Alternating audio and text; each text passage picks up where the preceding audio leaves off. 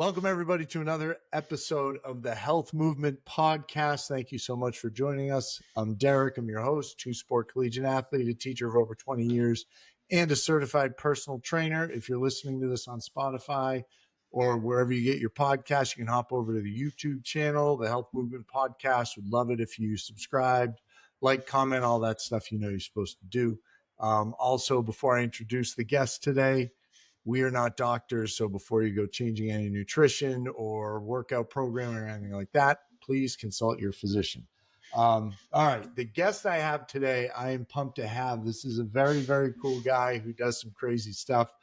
So Mason Wright, aka the Buff Runner, I am super excited to have you on. Thank you for joining the show. Yeah, thanks for having me on. What? My immediate question is the nickname. How did that start?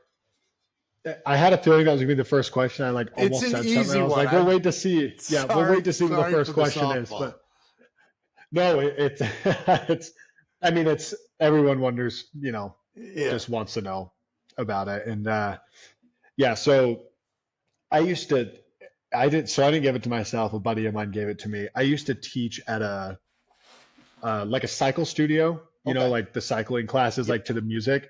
So this studio had a class that took place on assault treadmills. We called it the run room.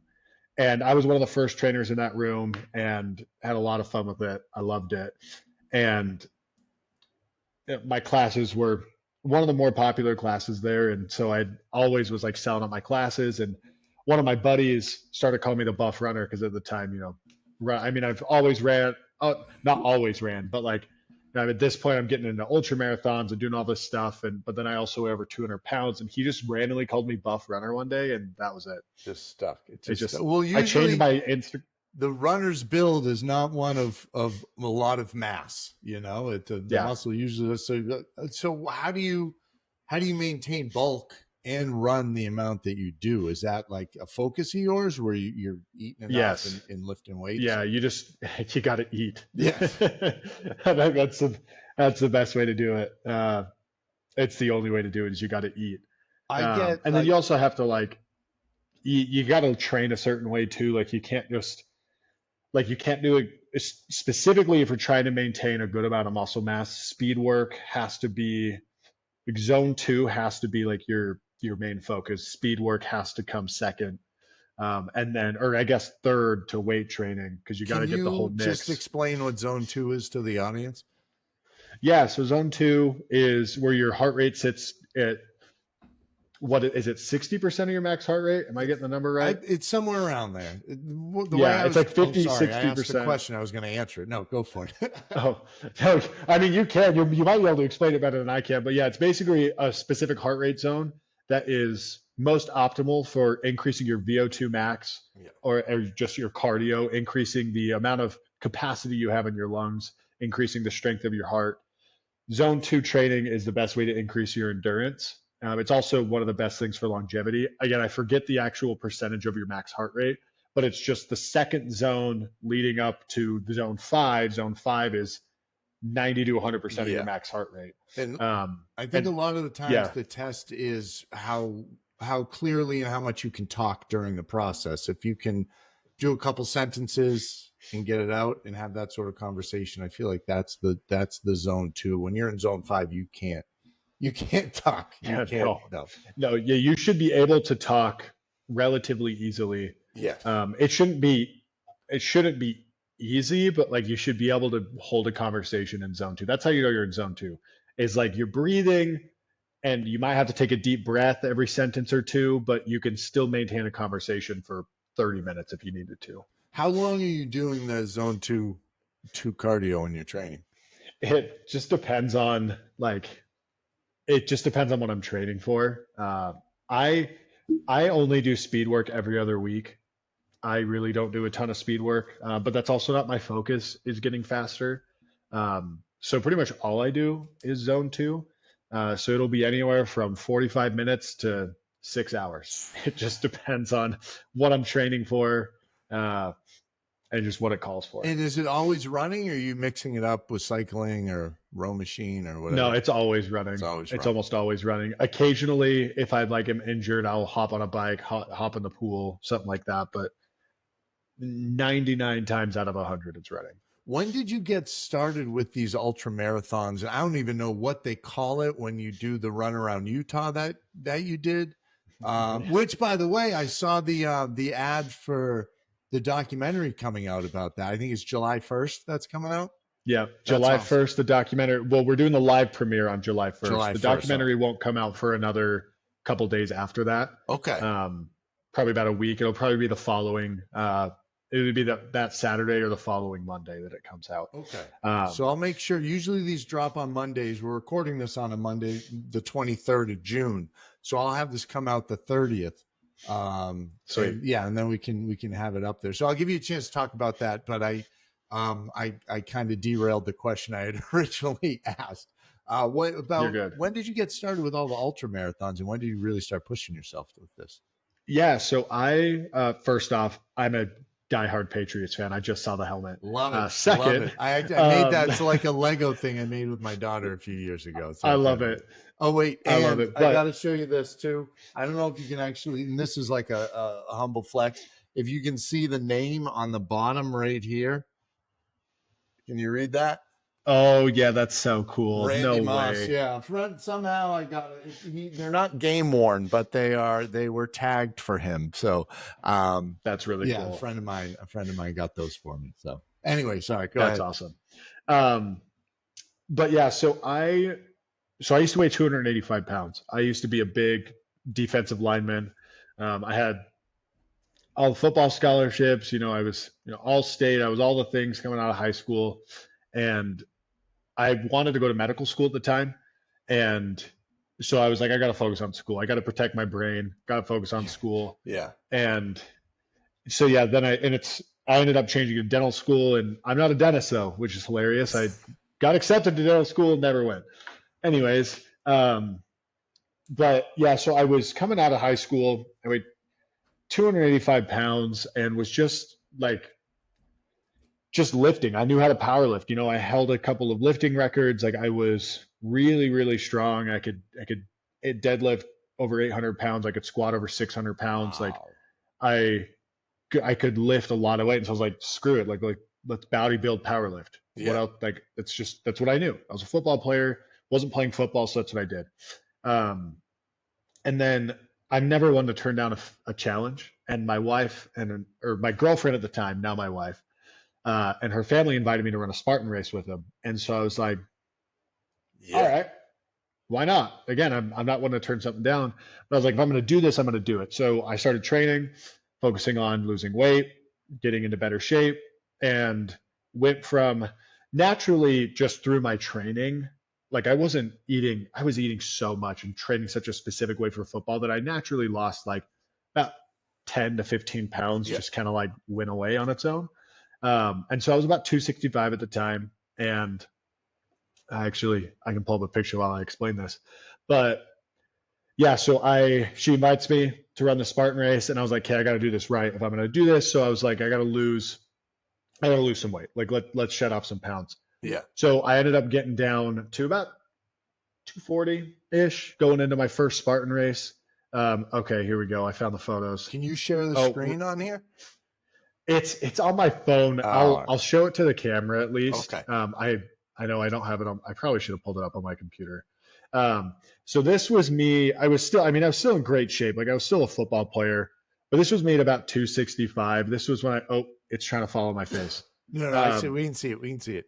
Yeah, perfect. So yeah, this was me at that time, about 265 pounds. I took that because I was like, okay, we're doing this for real. And then ended up, getting down to about 240, ran that first race, and I just fell in love. Absolutely fell in love with it. And it's just kind of like spiraled from there. I ended up racing as a pro in 2019, racing in the Spartan World Championship. So I started this journey in 2017. So about 2 years later, ended up being able to race at that level, and it was awesome. And then so Spartan at the time was like really having its moment. Oh, I did a couple of them. They were huge. Yeah, and they were creating their pro team to start traveling. Like they were basically taking this team and they were going to like take teams from different countries and they were going to send them to different races and start hosting these like world events essentially, where it would be like a team of runners kind of, I don't know. It basically, you like these teams of runners would go and run as like a unit essentially, and depending on where you place, depend on how many points your team got, and then be Team USA versus whatever. So I got invited to be on Team USA. That's incredible. Which was super cool. And then COVID hit, and that was just kind of like that whole idea went away. Everything just kind of like dismantled there, and obviously COVID, whatever. Yeah. My buddy had just hiked the Grand Canyon, and I'm like not knowing what to do, and like try, because this was like pre, so COVID hadn't quite hit the US yet. It was still prevalent in China, but at this point Spartan had kind of like dismantled it, kind of like in anticipation for what was about to happen. They saw it coming, yeah. And yeah, I mean we all did. Yeah. But basically so this was like right before I got to the US. My buddy just hiked the Grand Canyon and I was like, man, that would be awesome to run. He goes, people do it. We saw some runners. So literally 2 weeks later, I packed a cooler full of food so I could eat. I brought saltine crackers and a Cliff Bar and went and ran the freaking Grand Canyon. That was I ran a marathon distance. It was in March. So North Rim wasn't open. I wasn't in shape enough to do rim to rim to rim. So is it an ultra? I kind of counted it as an ultra, but it wasn't like an ultra distance. It was the Grand Canyon. Yeah, we're counting. It was crazy. That. Weird counting that. Yeah, especially on saltines and a Cliff Bar. Yeah, it was horrible. The nutrition's a little more dialed in now going on these runs. Yes, much more dialed. I had no idea what I was doing. Like, I would like maybe bring a goo with me when I ran Spartan races because you run them fast. So like you don't. Yeah. You can get away without the fuel, and I'd bring like a goo or two with me to do these runs. But so like I had no knowledge of what to do. I pulled a Goggins, like the Ritz crackers with Goggins. I basically pulled a Goggins where I threw some saltines and a Cliff Bar in my bag and went and ran the Grand Canyon. Idea. This is I still crushed it. You know, it was 5 hours. Like a marathon through the Grand Canyon at 5 hours and 6 minutes. Like I was cruising, but it sucked. And then I was like, this is awesome. And then I ran Kings Peak, and then which is the tallest peak here in Utah. And that was a little over 33 miles. And then I ran my first official ultra in 2021, April of 2021. I ran Whiskey Basin. How far is an ultra marathon, just so everybody knows? Yeah, so usually they say a 50K or more. That's like that's kind of where it starts. Technically, it's anything over miles. Is that the conversion? 31.2. 31.2. Yeah, or it's like I think it's 31.1 to something random like that, but it's 31 miles. That's kind of like where it officially starts. Technically, it's anything over a marathon, and then I also consider trail marathons ultras, just because trail is so much more difficult than road, and you're out there longer. So, yeah, it's kind of vague, but like for like the actual definition, I think it starts at a 50K is where they consider it, and then anything from there.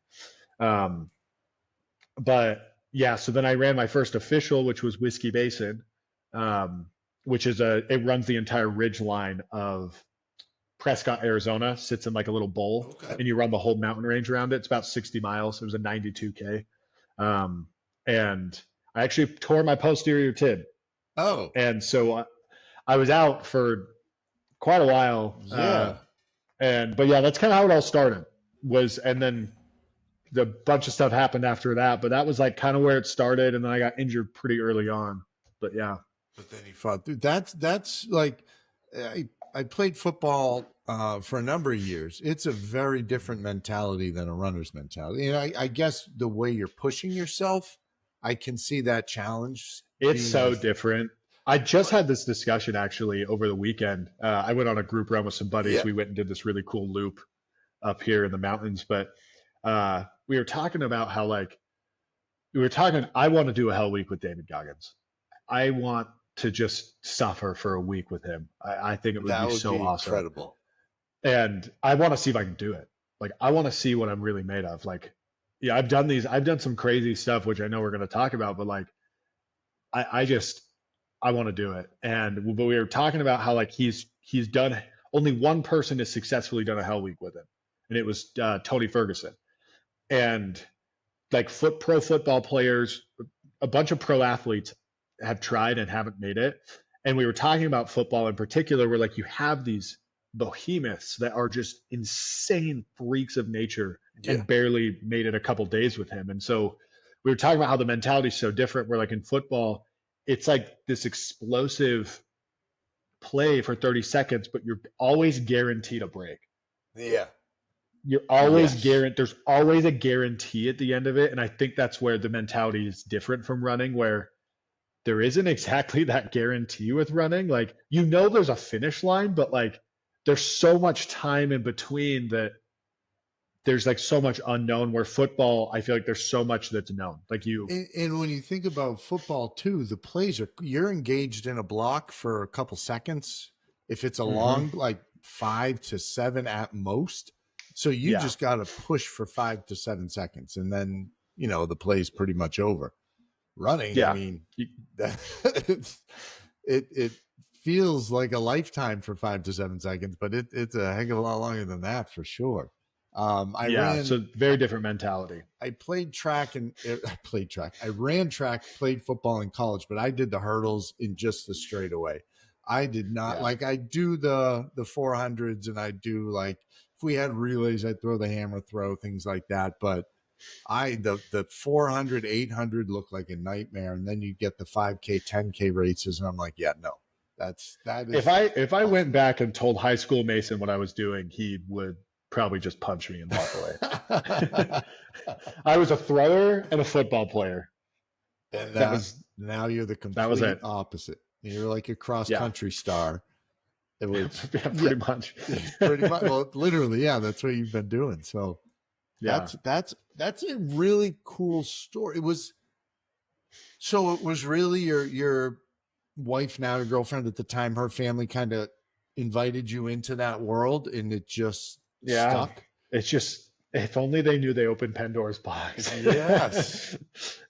Like my wife, we've been dating since 9th grade. So like we've been through every life transition together. And like, it's just like we were talking about it, and she's like, I don't know if I signed up for this, but like I'm here, I'm all in, but like this is not what I was expecting. I thought we were I was just NFL like, I was this big football player that just like,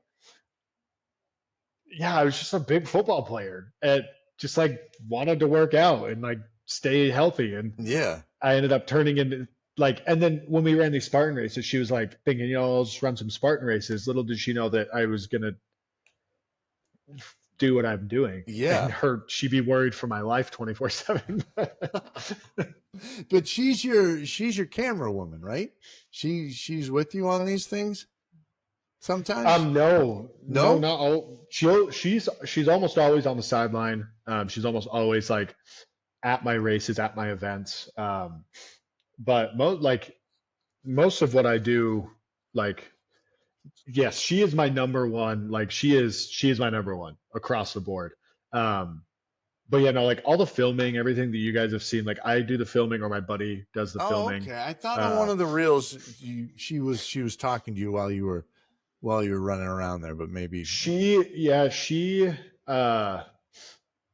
like, I mean, again, she's always on the sideline. She's always there with me, always there supporting. And occasionally she'll like be there for certain things and will film me. Like the other day for my birthday, I ran a 50K and I forgot something. So she brought it to me and she filmed something. Like she'll film things every once in a while. Okay. I must have seen one of those.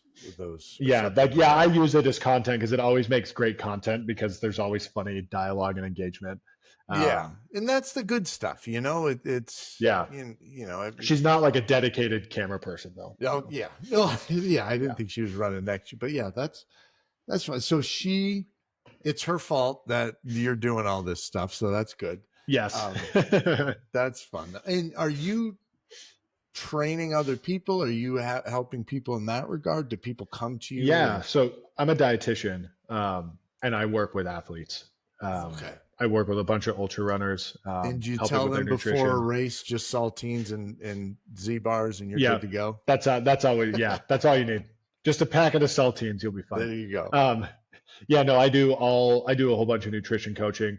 I also have a couple of just individuals and athletes from other sports. Most of who I work with is runners and ultra runners. But yeah, no, I do a lot of nutrition coaching. I do some coaching on the like run coaching and personal training, but that's not. I'm a dietitian, so nutrition's my thing, and I have my private practice that I do. So that's probably the. I mean, people get training. They understand the fitness part. They're like, oh, I've got to run this far. I've got to do this. But the sleep and nutrition, I feel like, can affect people so much. 80% of it is nutrition. 80% of it is nutrition, without a doubt.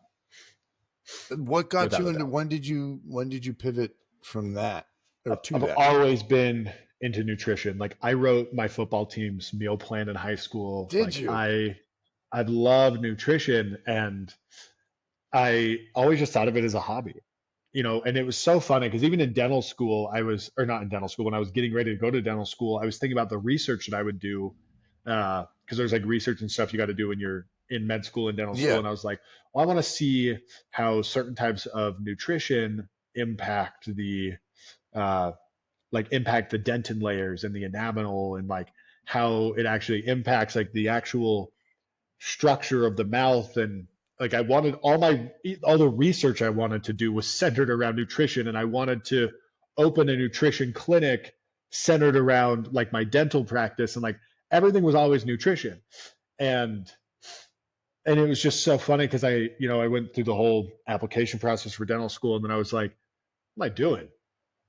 Why don't I just like go the nutrition route? So I did some research and tried to figure it out, and I just realized that dietetic school was where I needed to go. And in reality, I have a master's. Especially coming from pre-dental, it was pretty easy. Like the clinical rotation sucked. The clinical rotation sucked. But the schooling was just so easy. And it's because I had this huge base behind me.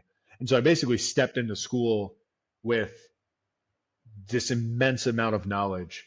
Well, it sounds like you had been doing that already for the previous 4 or 5 years, or whenever you ended up going in there. Yeah.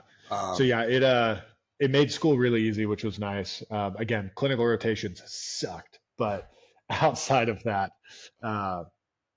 the schooling was really easy because again, I just had this base and was able to just like take it to basically get the piece of paper to say I could do what I wanted to do. That's funny you mentioned how to connect the dentistry to nutrition, because the last time I was there, I've since I started the podcast, it's been about a year I've been doing it. The amount of research and stuff I've learned from everybody that's been on and prepping for shows and stuff, I've cleaned up my health a ton, and I was always healthy, but it's just the little things you don't realize. And I drink mostly water. I have an energy drink sometimes, and I know they're not good for you, but if it's that's fine. my one vice. Drink the right ones and you're just fine. Yeah, give me my one vice, I'll be fine. But I was asking the dentist, I was like, yeah, I hear great things about lemon water, but I also hear like it's bad for your teeth, your enamel, and all that. And she was just like, you got to drink it with the straw. Don't swish it around in your like. But it was funny that was right where your mind went, because the first question I had wasn't like, how are my teeth? I was like, if I drink lemon water, is that going to mess stuff up? And what's it going to do to my teeth? So I was told, yes, if you just drink it normally, but if you drink through a straw, you're fine. Yeah. Yeah. Or just like take a shot of it and make sure it just goes back right down the gullet. Yeah. Yep. So, all right. So you did, I don't want to call them regular ultra marathons because they're not. You're finding woods and canyons and everything else to run through. But can you talk a little bit about some of the crazy stuff that you decided you wanted to do next? Yeah. So after Whiskey Basin, I had a really bad injury. I was told I'd never run again. Oh, that must have been devastating. And Yeah, no, I mean, it was, but I also was like, Yeah. like, like I'm gonna, no, like I'm gonna figure this out. So I've worked really, really hard for 6 months to get back to it. They call it the runner's Achilles because the only way to fix it is to cut your Achilles tendon to do the surgery. So it's like this brutal surgery. I didn't get the surgery done because it would have been even worse. And wait a minute, so did this start with like Achilles tendonitis, or was it just something different? Nope. So it was posterior tibialis tendonitis, and then I ran this ultra marathon and it tore at mile 20, and then I ran 40 miles on it torn, which made it worse. Obviously. That is some David Goggins stuff right there. You need to do this Hell Week with him. I don't know him really personally, but he's coming on the show in a couple days, so I'll throw your name. Perfect. Yeah, so it's but yeah, so that happened, and I was trying to figure things out. 2022 came around. I was like, let's go back to the bread and butter. Let's go back to Spartan. Let's figure this out. So I raced a few times, got some podiums, got my confidence back. 2023 came, and I was like, I had a bunch of ultras planned, and I got injured like every freaking time I went to step into one. Like 2 weeks before, I almost broke my leg. It just was a freak accident. I stepped on a rock funny, flipped my whole ankle, and I was in a boot. It was funny. I was coaching football at the time, and I had a game to coach the next day. I was its defensive coordinator for the sophomore team, and I'm on the sideline in a freaking boot, like hopping around, and like I was more of a hype coach, and I mean it got the kids going. That's good. That's good. With their coach in a boot on the sideline, but like just things like that kept happening. Yeah. Over and over and over again, and I had a heart scare right before another one. I was just overtraining. I was doing too many extremes all at once and put me in the hospital. And, like I just things kept happening. And so not a single ultra happened in 2023. And 2024, I was just like, so I started my clinical rotations of 2024, and but I saw William Gouge run across America in 2023. I'd seen Haile Sidibe run across America, and Robbie Ballinger. I'd seen a couple of these guys, and it was always an idea that I wanted, and I had, and I finally just was like screw it, let's see, like, is this something I can do? And so I asked my wife, I'm like, what do you want to do before we have kids? And she was like, she expressed her stuff, and I was like, well, I want to run across America. And she's like, of course you do. Okay. Well, I get to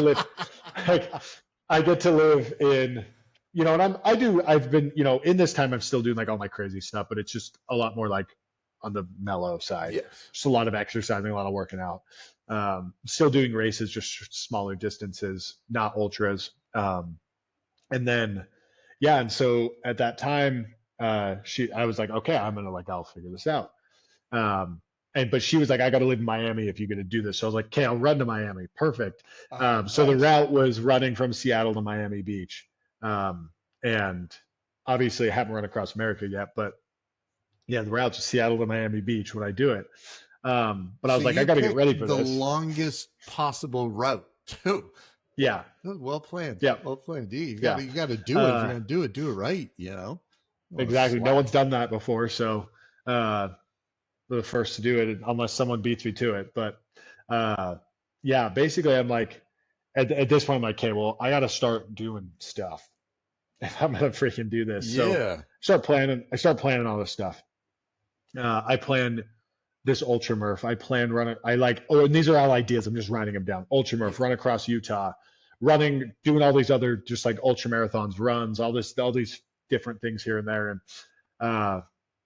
And then there's some guys who are running across America. So I did entire days with them while I was out in Missouri because they ran right through St. Louis. So I ran with Paul Johnson and Andrew Linder, got to run whole days with them, or not a whole day with Paul, but ran a full ultra with him. And he ended up running like 60 something that day, which was wild. But and I did a whole day with Andrew Linder and got to experience that. And then also just like on random weekends, I'd just be like, I am losing my mind. I hate these clinicals. I'm going to go run a 50K. So I went to the local park and just ran laps around the park until I had a 50K. In that time, I ran 24 hours around a track to raise money for the Single Parent Project, which kind of kicked off this whole project to get ready to run across America. It's a whole event, super awesome. We did it here in Utah. I flew back from Missouri, did it here in Utah, super fun. It was awesome. And then just ran some other ultras in the process, just to do it. Like I would literally go to the park, run a 50K on a Saturday morning on 2 days notice, because I was just like, I want to run it. I need to do something.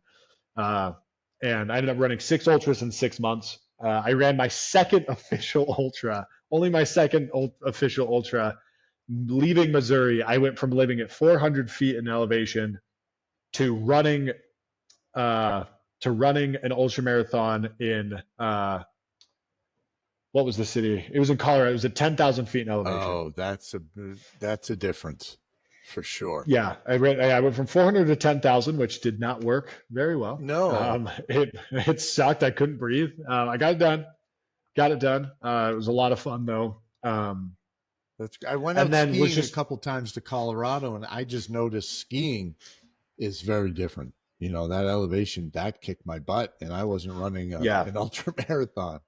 Yeah, it was rough. And this was all just like trying to like, I like to do hard things, and B, it's like getting ready for whatever I was going to do next. And so at that point, I'm like trying to figure out what I'm going to do next. And my wife and I bought an RV and lived on the California coast for a bit. And we're going to do that again this October. I'm really excited for that. But I'm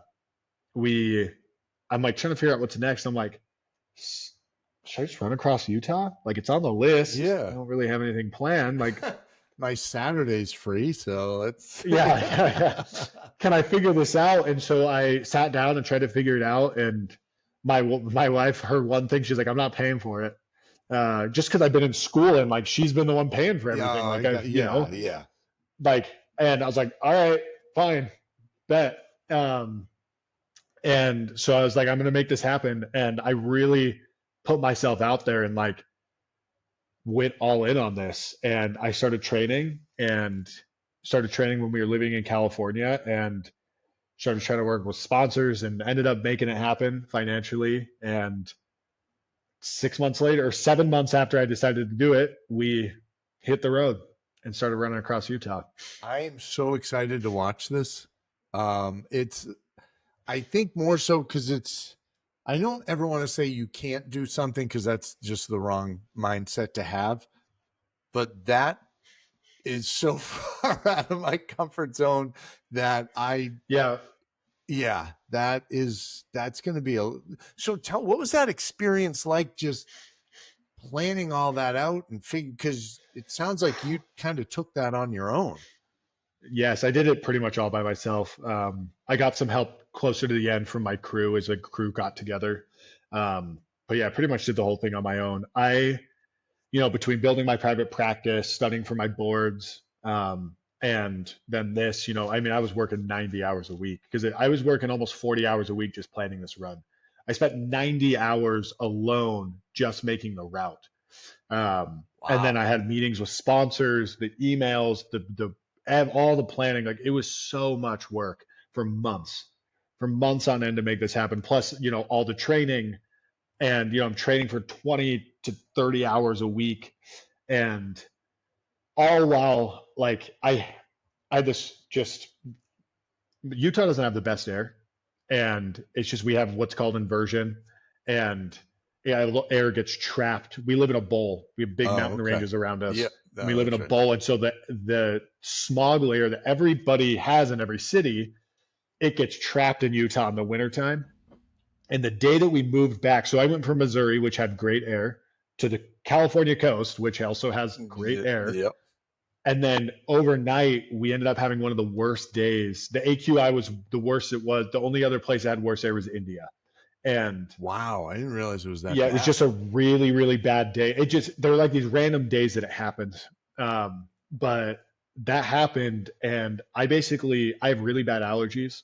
And so I had basically an allergic reaction to the state of Utah, and ended up, yeah, it was insane. I was sick for almost. At your discomfort, but no, dude, it is hilarious. Like I had to go to an ENT, and all like the structures of my nose were like inflamed. I couldn't breathe out of my nose for like 10 weeks. Wow. And so I trained through all that, and then right after I got better, I got a very, very severe case of runner's knee, to the point we actually didn't know if it was going to happen. I was working with my physical therapist. I ended up running 270-mile weeks with so much pain that I would wake up wanting to throw up, and it would take every ounce of energy to go out for a run, because I the whole time would just tell myself like pain is temporary, pain is a mindset. And so I would use basically my mind to just block out the pain. And then the second the run was over, all the pain would just like flood. And then I would be so exhausted from mentally focusing like that for so long that I would just be so exhausted. Can I ask you a question before you go further? Why?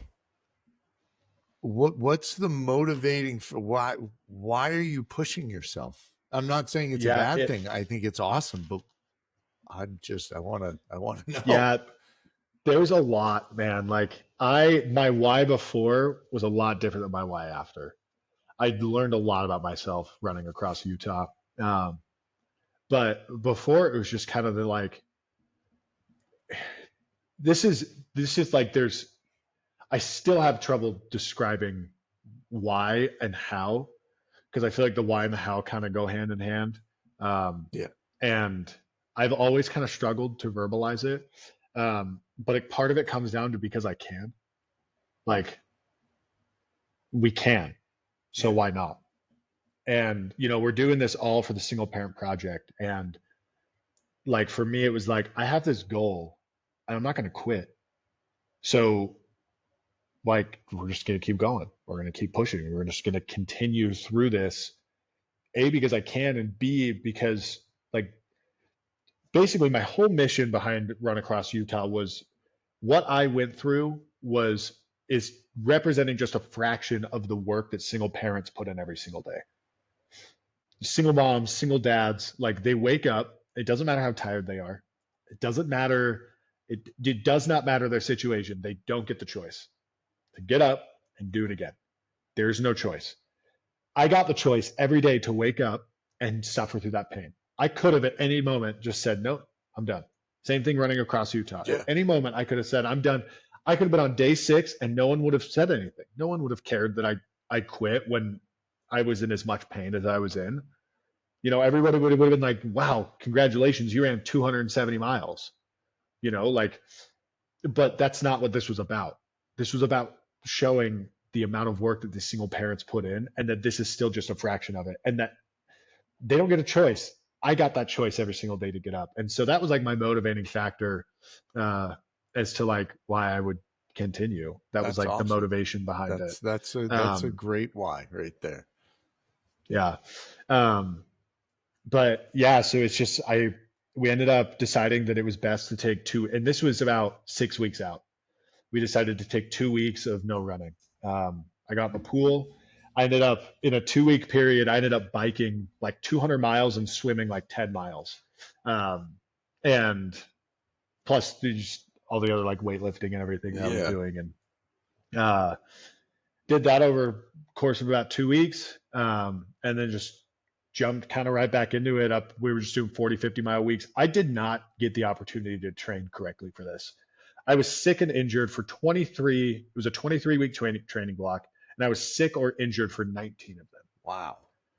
So there was only a 1 month, and these were broken weeks. Oh yeah, it's not like, you're not getting a good month right at the end. Like that's not the way, it's not like I got like a free month. Yeah. Like no, it was all kind of like broken up.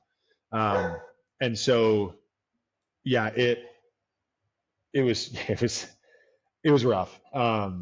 Just that all scattered. And so I didn't get to train for this appropriately. I should have been doing like 120, 130, 140 mile weeks. But my max week was like 75 or 76 miles. I forget. And that was my biggest week. You were still able to accomplish it though. So yes. I think it was a blessing in disguise. the amount of like suffering I went through in my training block, I think is the only reason I was able to finish. Just because it had been so hard and you already got through all that. Yeah, I was like, that suffering made it so much easier to it. Not saying the suffering was easy, but like, no. I know what you're saying though. The suffering easier because I knew that I could. If I'd had this perfect training block and I crushed these big weeks and all this, I actually think I would have fallen apart on like day 4 or 5. It's that, and I've said this probably the last 5 shows. That theme right there is so common where people like almost need that struggle in order to push through the hard things. You can't get stronger without, I mean, I say pain. Like life without pain isn't a life worth living. Like pain is showing that you're doing something worthwhile. Like that's my whole. And the like next time something I say, you know what hits the fan, you've already conquered it once before. You've gone through something tough, so and that's probably some of your mindset right there. Is you've persevered through a lot even before this training. It sounds like you had to overcome quite a bit of things on your road to just begin this. The mentality is always there. Like that's the whole Goggins thing, it's you gotta, I can't use the language he uses to describe it because I don't want to get fired from my elementary school teaching job. But yeah, that's you gotta go through. I mean, it's you versus you. That's the best way to wrap it up. It's you versus you. And it's not just fitness, that goes for life. Oh, 100%. It's always you versus you. If you're, even if some, like I even say, if someone's even physically holding you back, it's still you versus you on whether or not you're going to accomplish what you want to accomplish. Even in the case that someone is physically holding you back, it's you versus you in the sense that you might have to change your goals and change your expectations and not blame the person that is stopping you, and know that do whatever you can in your own power to accomplish whatever you're trying to accomplish. Not saying you're not saying you're going to be successful, but it's still it's always you versus you. Yes. The blame thing is, there's no place for it when you want to be successful. The people who are successful, they're not blaming other people when things go wrong. That's not how they got to that point. No. All right. So that's coming out early July. The live premiere is the first, and then the live premiere is the first. Which, if anybody listens to this the day you release this, the tickets, we have virtual tickets. I know you have tickets. We have in-person and virtual tickets. So like you can get those tickets. It's linked in my bio on Instagram. I'll even send you the link so you can add it to the show notes. Please do. And it's. We're going to have a whole thing. We're going to have a silent auction. So all the money for all of this gets donated to the Single Parent Project. And we're going to have a silent auction where, you know what, I'm going to grab it really quick while I'm talking. We're going to have a silent auction. We're going to have the documentary, of course, and then we're going to have a live Q&A at the end. So you can ask any questions you've ever wanted to ask about this. And guys, hop over to YouTube so you can see this. But... yeah, so you guys won't be able to see this, but this, oh my gosh, my camera, hold on 2 seconds. Yep. Here we go. Sorry, I've got it on I forget that it was following my face. It was, it was pretty cool.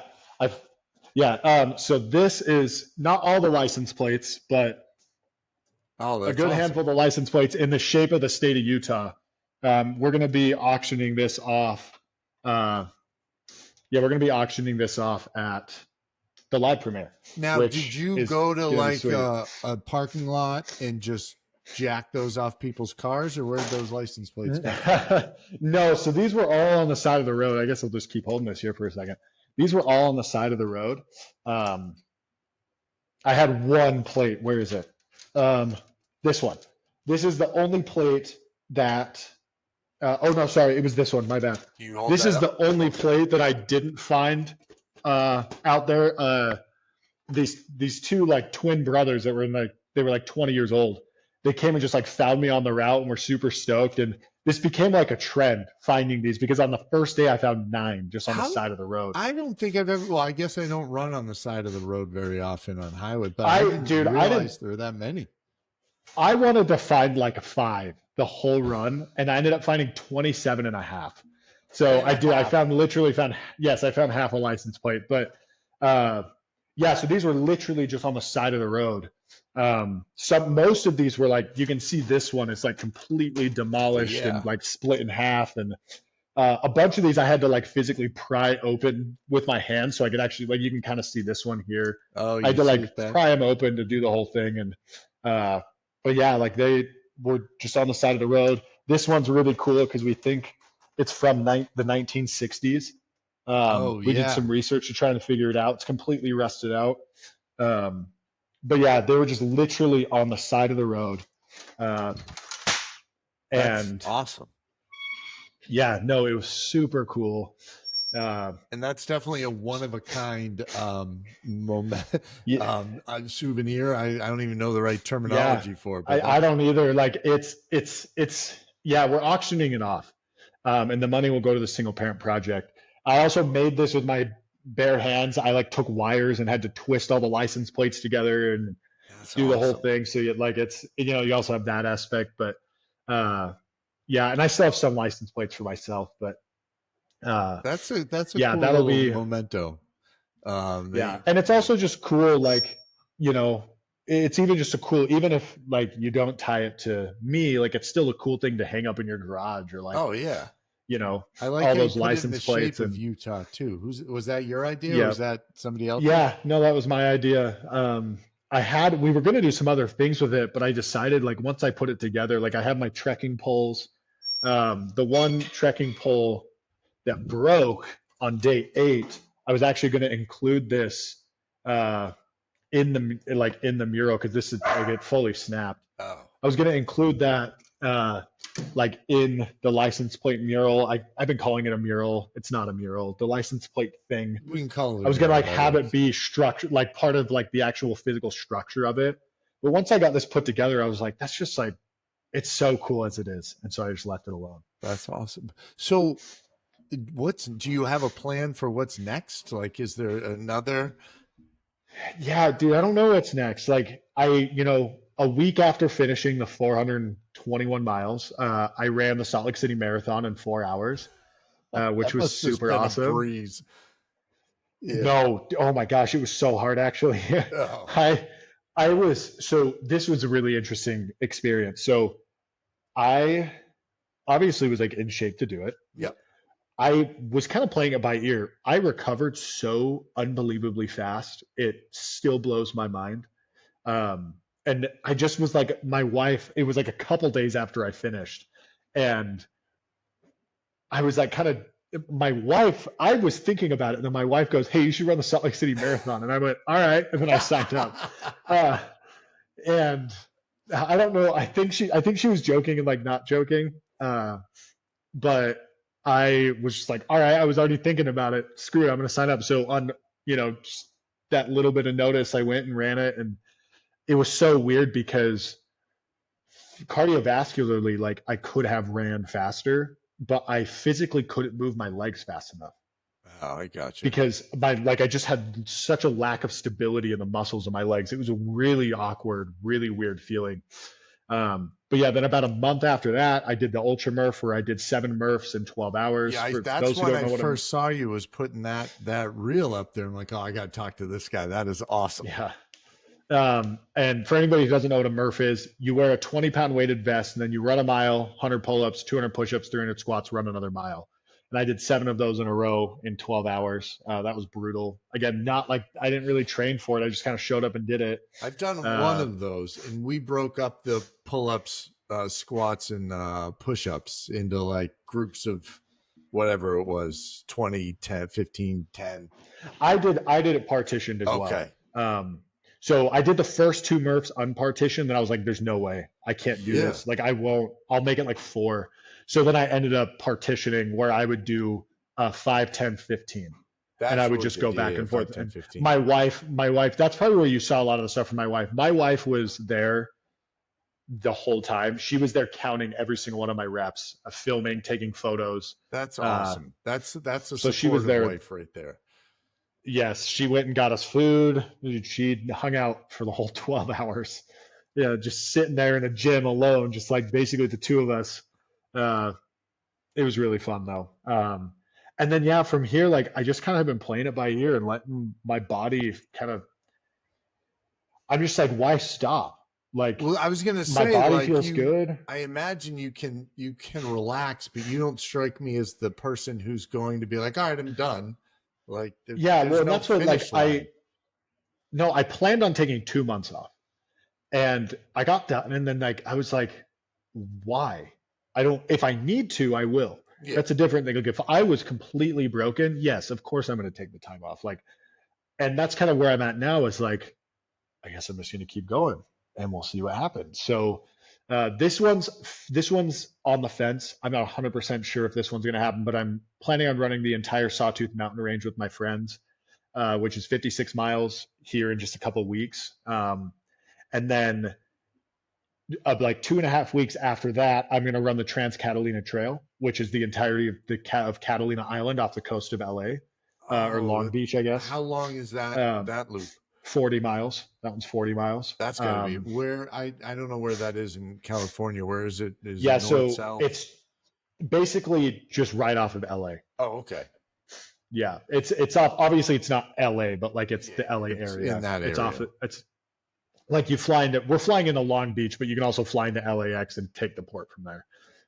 We're just flying into Long Beach because it's a little easier. But yeah, then I'm doing that in August, August 5th, something like that. And then end of August, I have a 12-hour effort at a race called Dusk Till Dawn. We're just going to see how many miles I can cover. And then after that is a surprise, and that's in October. It's a big boy. It's like the whole month. It's 30 days. It's a 30-day challenge. So and then the training for that's also going to be really fun. I'm doing a challenge to train for this. It's like I'm taking a very unorthodox approach to this one, just to kind of like, again, just experiment and see and push the body and mind. And I'm doing something very extreme to essentially train for this. Once I run Catalina, I'm going to do this dice roll challenge where I'm going to let a dice decide my workut every day. And they're all like, there's not going to be very many easy workouts. No, on I They're wasn't all going to be pretty it's difficult like 20 workouts. push-ups or something. These have gotten all. No, like if I roll like a 10, it's a 20-mile run. If I roll, something like it's gonna be like lunge a mile, like do a bunch of lunges for a whole mile, like stuff like that. A burpathon where you do 250 burpees in a row, like crazy things like that. And there'll be some normal ones in there, so I'm not like doing ultra marathons every single day, but like it'll be, and that'll be a challenge that I do before that. But and then after that, the October is a surprise, and then after that, I was supposed to run across America next year, but Run Utah kind of maybe it gave me a travel itch. And so right now the UK, Iceland, and California are top of the list of what we're going to run next. That's awesome. You like, and I mean this sincerely, you somehow that Goggins connection has to happen, because you two seem cut from the same cloth there, where you just push yourself. And yeah, I don't know where it comes from, but yeah, no, don't question it. You got it. You enjoy it, yeah. and just ride the wave, Yeah, that's like right now where I'm at. Is like I'm just gonna keep going until my body says, "Hey, let's take a break for a minute," and then I'll take that time to recover and then keep going. Like I'm not just gonna stop because I get extra sore after a race or get injured. I'll recover and then continue. The problem is if you stop for a few years, starting back up is going to be I'm not going to stop for a few years. It would be like a couple months to let my body recover from injury, excessive soreness. Like what I expected after Run Utah, I was expecting to have 2 to 3 months where my body was just like trying to figure itself out again. But you decided to run a marathon afterwards. Yeah, I really think that continuing to push, and there's also, this is something really cool that you'll get to see when you watch this, whether you watch the live premiere or just watch this on YouTube. Like something really cool about it is you can kind of watch my body adapt over the course of the run. And day 7, like a switch flipped, and you guys will get to see the like drama and the crazy things that happened going into that day. But the switch like flipped on day 7, and it feels like my body finally was just like, okay, I guess we're doing this. Like, I guess he's not stopping, damn it. We're still going. Yeah. And like, I honestly probably could have run for 50 more days at that point. Like, can I ask how many days it took you, or is that kind of? Yeah. So the official time is 9 days and 17 hours, which I just say 10 days. Because I went into like that Monday, which was like the 10th day. I finished at 1 a.m. on that Monday, that last day. And so, yeah, 9 days and 17 hours was the official time. But yeah, 10 days. It was an FKT. I just haven't submitted for it. But yeah, it was it was crazy. My body just said, like, just adapted. And then all of a sudden I was fine. I was still in a lot of pain, but like, I was also fine. It's funny how the body adapts when it needs to. Like that's what you can do it. Yeah. You just gotta tell yourself you can, and your body will figure it out. And usually the initial part can suck with whatever new thing you're doing. Your body's not used to it, but once you force it to do what you want to do, and then there you go. Well, Mason, I appreciate you so much coming on here. I didn't realize we've been talking for almost an hour here. I don't want to steal your whole night. Oh, it's good. but thank you. I cannot wait to watch this. I know in my mind, I have 10 people around that I know are going to want to watch this for sure, that have been on the show already. You're speaking their language, and I'll send it out to everybody else I know, because this awesome. This is pretty amazing. Yeah, it's also, I mean, just like with that live premiere, like I want to sell it out, just because it's all for single payer. It's just more money. Yeah. We've raised $9,000 up to this point. That's great. Just the final cherry on top I'm hoping to break that 10,000 mark. So let's see what we can do. All right. We're not the biggest podcast just yet, but I will definitely try and do my part as much as possible. Yeah, no, it's everyone and anyone. Yes. All right. Well, so how do people reach you? What's the best way if they want to reach out to you and see your stuff? My Instagram's Buff Runner. My YouTube's Buff Runner. Everything is Buff Runner. You can go to buffrunner.com. And that's my website. There's just more information about me and things that I've done. Like, there's a bunch of, you can like actually see, I still have the Run Utah page up. If you want to see that, you can like go and like scroll through the route and kind of see everything on there. And it's like cool, like, because I had a live tracker the whole time, so you can still see the live tracker. It's obviously not live anymore, but like you can see where I ran, and there's just more information. My sponsors that are on there, you know, they're always like I had my key sponsors. I had my videographer, who was phenomenal. Mount to Coast was my shoe sponsor. Junk Headbands, this headband I'm wearing, they provided a bunch of stuff. And then Death March Running Company was another gear company that helped just provide the gear necessary to make this happen. That's awesome. That's awesome. All right. Well, thank you so much, everybody listening. I really appreciate you taking the time. Tune in for the live show. Let's sell that thing out as much as possible. And then you can catch it again on YouTube. Is it just on your channel, the Buff Runner? Or is just Buff Runner. Yep. Awesome. And I'll be releasing a like week before video here soon, like right before we do it. So you guys will, because there's none of that's really in it. None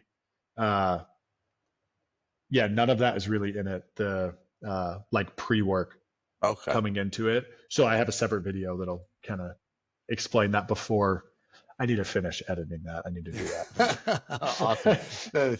You seem like you just slack off and relax so much that you have all this free time to do everything. So much. Yeah. You turn on the Xbox after we're done, I'm sure, and play some video. You know what? I actually probably will, as you say that, but you've earned it. You've earned it. Yeah. All right. Well, thank you, everybody, for listening. If you enjoyed the show, like, subscribe, hop over to the Buff Runner on YouTube, Instagram, website, and give Mason a follow there and reach out to him. Let him know how awesome all this stuff is that he's been doing.